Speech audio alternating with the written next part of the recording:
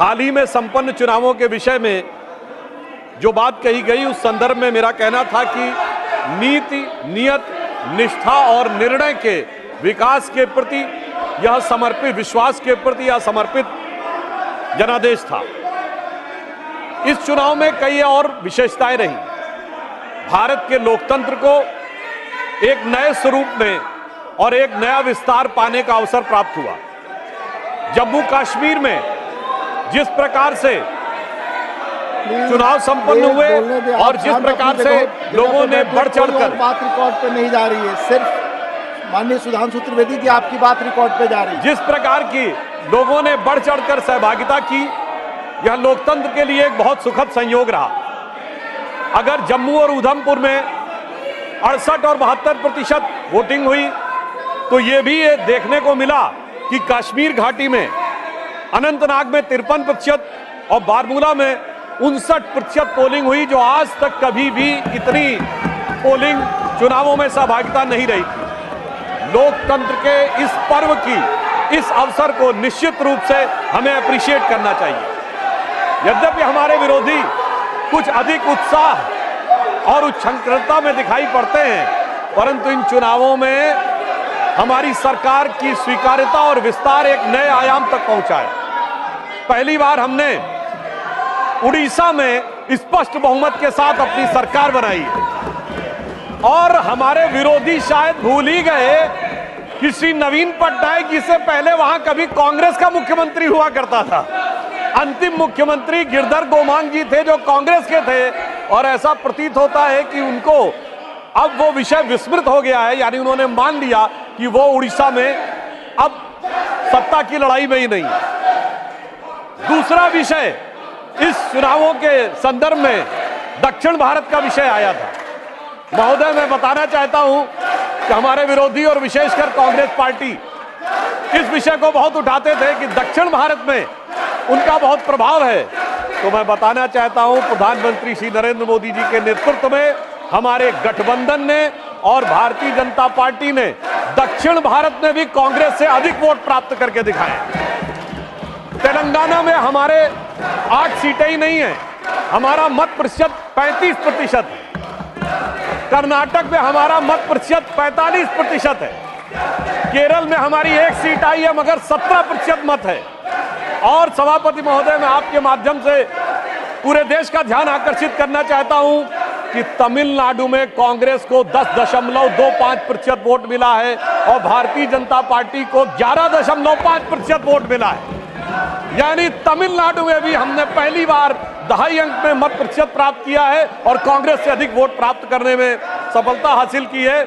यानी किसी जमाने में जब उनका नारा हुआ करता था कि सारे भारत से नाता है और सरकार चलाना आता है, आज वस्तुस्थिति ये हो गई कि इस चुनावों में भारतीय जनता पार्टी ने अपने को मोदी जी के नेतृत्व में सारे भारत से नाता स्थापित करके एक वास्तविक अर्थों में पूरे भारत में अपना प्रभाव रखने वाली और जन समर्थन प्राप्त करने वाली राष्ट्रीय राजनीतिक दल के रूप में अपने को स्थापित किया। यह चुनाव पिछले लोकसभा चुनावों के मुकाबले बहुत अलग था।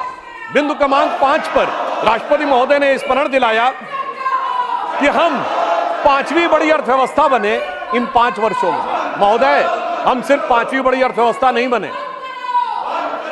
5वीं बड़ी अर्थव्यवस्था किसको पीछे छोड़ के बने? उस ब्रिटेन को पीछे छोड़कर बने जिसने कभी हमारे ऊपर हुकूमत की थी। और हम सिर्फ 5वीं बड़ी अर्थव्यवस्था नहीं बने, हम दुनिया के 4थे बड़े स्टॉक एक्सचेंज बने। हम दुनिया के 3रे बड़े सोलर एनर्जी के मैन्युफैक्चरर बने। हम दुनिया के 3रे बड़े ऑटोमोबाइल के मैन्युफैक्चरर बने।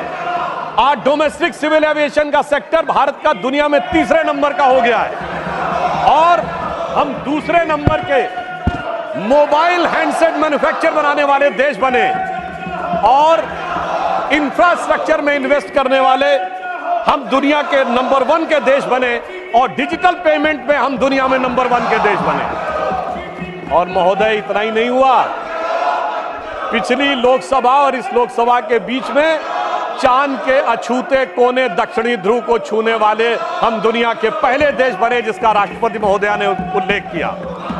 निश्चित रूप से उसमें हमारे वैज्ञानिकों ने बहुत बड़ी भूमिका निभाई, परंतु प्रधानमंत्री जी का निरंतर संवर्धन, सहयोग और संबल उन्हें प्राप्त होता रहा। महत्वपूर्ण बात यह रही कि उस पॉइंट का नाम प्रधानमंत्री जी ने क्या रखा? पॉइंट शिव शक्ति, यानी हमारी स्त्री शक्ति को वो स्थान चांद की ऊंचाई तक देने का काम किया। और यहीं पर मैं बताना चाहता हूं सभापति महोदय, इसी समय देश में कुछ राजनीतिक दल ऐसे हैं जो ये कहते हैं कि हिंदू धर्म में जो शक्ति है उससे हमें लड़ना है, और दूसरी तरफ हमारा संकल्प यह है कि उस शक्ति को चांद की ऊंचाई तक ले जाकर स्थापित करना है, जो माननीय प्रधानमंत्री जी के नेतृत्व में हुआ है। महोदय, मैं एक बात और कहना चाहूंगा, चुनाव संपन्न हुए, मगर ये चुनाव एक मामले में इस देश के अद्भुत चुनाव थे। सामान्यतः चुनाव होते हैं, चुनाव परिणाम के दिन एक पार्टी के कार्यालय में मिठाई बंटती है, धूम धड़ाका होता है, दिवाली होती है, और दूसरे की जगह गलियारे खाली नजर आते हैं। मगर ये चुनाव एक ऐसे चुनाव थे महोदय जहां दोनों जगह मिठाई बंट रही थी, दोनों जगह पटाखे छूट रहे थे, भाजपा कार्यालय में भी और कांग्रेस कार्यालय में भी। ऐसा क्यों हो रहा था? हमें तो स्पष्ट बहुमत मिला, लगातार तीसरी बार सरकार बनाई, मगर वहां पर तालियां क्यों बज रही थी महोदय? मैं याद दिलाना चाहता हूं, जो थर्ड अटेम्प्ट में 3 डिजिट की संख्या नहीं प्राप्त कर पाए, चुनाव के बाद उनके चेहरे की चमक देखिए, उनकी आवाज की खनक देखिए, उनके जलवे में धमक देखिए, ऐसा लगता है कि जैसे उन्होंने बहुत बड़ी उपलब्धि हासिल कर ली हो। उसका कारण यह है महोदय कि एक बच्चा होता है जो टॉपर होता है, जिसे डिस्टिंक्शन मार्क्स मिलने थे, वो फर्स्ट डिवीजन मार्क्स पाए तो उसके चेहरे पे वो खुशी नहीं होती है, और धड़ाधड़ फेल होने वाला बच्चा ग्रेस मार्क्स पा के अगर थर्ड डिवीजन पास हो जाए तो उसके चेहरे पे बहुत खुशी होती है। मैं ये भी बताना चाहता हूं महोदय, एक जो हमारे कांग्रेस के साथियों में बहुत उत्साह और उल्लास नजर आ रहा है, तो मैं एक अपना अनुभव बताना चाहता हूं। हमारे जनरेशन के जो लोग हैं उन्हें याद होगा कि उस जमाने में जब परीक्षा का परिणाम आता था तो सिर्फ डिवीजन पता लगती थी, फर्स्ट डिवीजन एक, रोमन में सेकंड डिवीजन और थर्ड डिवीजन। एक हम लोगों के मोहल्ले में सज्जन थे, वो थर्ड डिवीजन पास हुए, एक लड़का, और एक फर्स्ट डिवीजन पास हुआ। फर्स्ट डिवीजन वाला मेरिट एक्सपेक्ट कर रहा था, तो फर्स्ट डिवीजन वाले के यहाँ खुशी नहीं थी, तो दूसरे ने पूछा, भाई तुम थर्ड डिवीजन पास हुए हो तो तुम्हारे अंदर खुशी क्यों है, इतनी खुशी क्यों है? तो जानते हैं थर्ड डिवीजन वाले ने क्या जवाब दिया? साहब ये तो फर्स्ट डिवीजन आए ना, एक, हमारे तो 3 हैं, फर्स्ट डिवीजन विद 2 बॉडीगार्ड। तो ये हमारे सहयोगी फर्स्ट डिवीजन विद 2 बॉडीगार्ड्स का जो उल्लास मना रहे हैं, उनके लिए मैं बताना चाहता हूं कि वस्तु स्थिति यह है कि 3 साल मिलाकर 42, 44, 52 और 99 मिलाकर इनके उतने नहीं है जितने अकेले भारतीय जनता पार्टी के 240। मैं ये भी याद दिलाना चाहता हूं, 1984 के बाद से आज तक 40 साल में कभी कांग्रेस को 240 सीटें नहीं मिली। पीवी नरसिम्हा राव जी के समय में 232 मिली थी, बाद में उनकी कुछ सीटें बढ़ी थी, यानी जो 40 साल में मुकाम नहीं हासिल हो पाया, उसके बावजूद उन लोगों की जिस प्रकार की उच्छृंखलता दिखाई पड़ती है, उसके लिए मैं कहना चाहता हूं, इन्होंने कितनी कोशिश कर ली, मगर प्रधानमंत्री जी तीसरी बार स्पष्ट बहुमत के साथ प्रधानमंत्री बनने में सफल हुए। तो इन लोगों के लिए एक बात कहना चाहूंगा मैं, एक लाइन प्रधानमंत्री जी की तरफ से, कि दरिया का सारा नशा उतरता चला गया, वो मुझे डुबाता रहा और मैं उभरता चला गया। दरिया का सारा नशा उतरता चला गया, वो मुझे डुबाता रहा और मैं उभरता चला गया। और ये 44, 52, 99, अरे मंजिल समझ के बैठ गए जिस पे चंद लोग, मैं ऐसे कितने ही रास्तों से गुजरता चला गया। राष्ट्रपति महोदया ने बिंदु क्रमांक 3 में एक और बात स्पष्ट की कि 60 साल के बाद एक ऐसा मौका आया है जब लगातार तीसरी बार किसी प्रधानमंत्री को बहुमत प्राप्त करके जनता ने आशीर्वाद देकर सदन में भेजा हो। और जिस समय प्रधानमंत्री जी ने ये के बारे में ये विषय आया था, उस समय हमारे विपक्ष के साथी लोग बहुत ज्यादा डिस्टर्बेंस भी किए थे। उनके अंदर कुछ एक बेचैनी नजर आ रही थी। क्यों? क्योंकि मोदी जी ने लगातार 3 बार स्पष्ट बहुमत प्राप्त करके वो कार्य किया है जो पंडित जवाहरलाल नेहरू जी के रिकॉर्ड की बराबरी कर ली।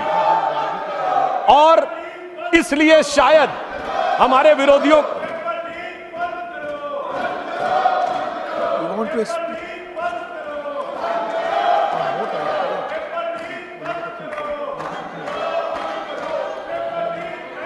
माननीय सुधांशु जी, माननीय HD देवगौड़ा जी एक्स प्राइम मिनिस्टर कुछ बोलना चाहते हैं, अगर आप समय उन्हें बीच में दे सकते हैं। जी जी honourable HD Deve Gowda. Sir, I have got the highest regard. All our senior members wants to raise the issue of the NEET. What has happened? Lakhs and lakhs of students are suffering in the country. Please, I have no objection. But the point is, the government has already taken the decision and order for a CBI inquiry. The inquiry has not been completed. In 3 states, they have arrested the people who are responsible for this type of damage. Sir, please, sir, I am sitting in this house. I don't want to take sides. But so far as the NEET examination is concerned, what has happened? Yes, I do agree. You can't fix the responsibility because there are thousands of examiners in the whole country. Is it so easy to fix the responsibility on an individual? The examination has, of course, it has gone wrong. And the government has taken the decision, it is the right decision. The concerned minister, the concerned minister has taken the decision. Till the inquiry is completed, you can't. Till the inquiry is completed, you can't take responsibility and damage the image of the government. I don't agree. We have got sufficient scope to debate on the issue of on the President address.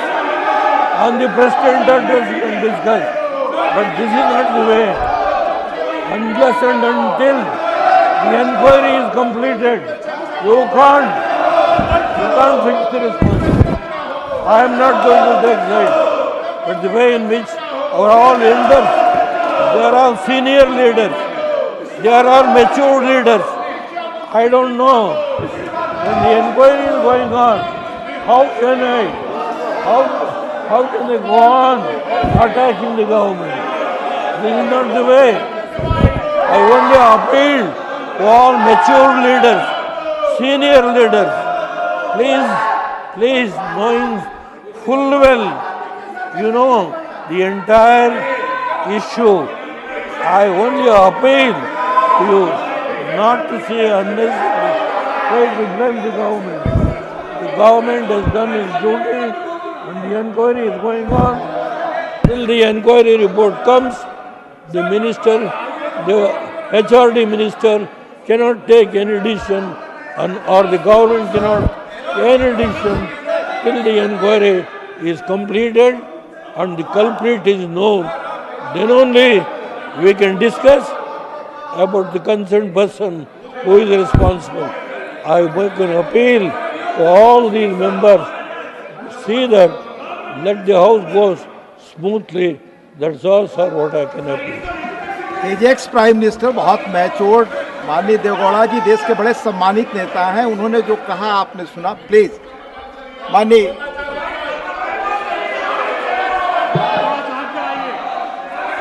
Sudhanshu ji, please continue your speech.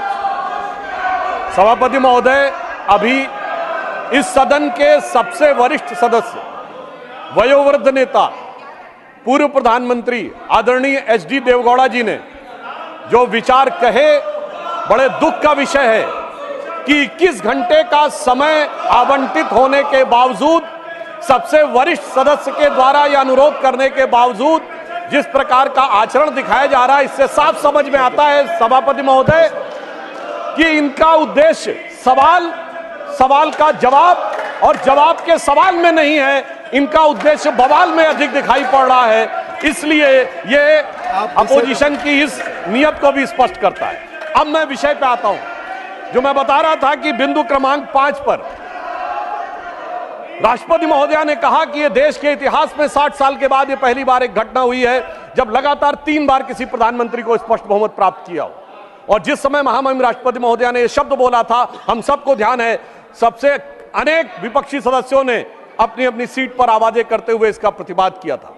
संभवतः उनके मन में इस बात के लिए स्वीकार्यता नहीं हो पा रही थी कि यह कैसे हो गया कि लगातार तीसरी बार मोदी जी के नेतृत्व में भारत की जनता ने स्पष्ट जनादेश दिया और पंडित जवाहरलाल नेहरू जी का वो रिकॉर्ड जिसके ऊपर वो बहुत इतराते थे, उसकी बराबरी हो गई। मगर हमारे बहुत से विपक्षी सदस्य कहते हैं कि साहब नेहरू जी की बराबरी तो मोदी जी से नहीं हो सकती। तो सभापति महोदय, मैं आपके माध्यम से कहना चाहता हूं कि तीसरी बार मोदी जी चुन के आए हैं और ये मैं भी मानता हूं कि नेहरू जी और मोदी जी में बराबरी नहीं हो सकती, इसलिए तीसरी बार आने पे मैं सिर्फ 3 बिंदु दूंगा जिस पर हम मानते हैं कि नेहरू जी और मोदी जी की बराबरी नहीं हो सकती। नंबर 1, जब मोदी जी इस देश के प्रधानमंत्री के कैंडिडेट चुने जाने थे, सभापति महोदय, मुझे आज तक याद है 13 सितंबर 2013 शाम 6 बजे भाजपा की पार्लियामेंट्री बोर्ड की बैठक होनी थी और मोदी जी स्वयं उसके मेंबर थे, मगर उन्होंने कहा मैं उस बैठक में नहीं आऊंगा जिसमें मेरे बारे में विचार हो रहा हो। यह होता है नैतिकता के आधार के ऊपर निर्णय। और उस समय राजनाथ सिंह जी पार्टी के अध्यक्ष थे, तो मुझे यह दायित्व दिया गया था कि मैं मोदी जी को रिसीव करके अध्यक्ष के कमरे में बैठा लूं और जब बैठक समाप्त हो जाए तो सब एक साथ जाएंगे प्रेस कॉन्फ्रेंस में घोषित करने के लिए। और महोदय, पूरा पार्लियामेंट्री बोर्ड एक मत था, सारे कार्यकर्ता एक मत थे और पूरा देश एक मत था और तब प्रधानमंत्री के कैंडिडेट मोदी जी घोषित हुए।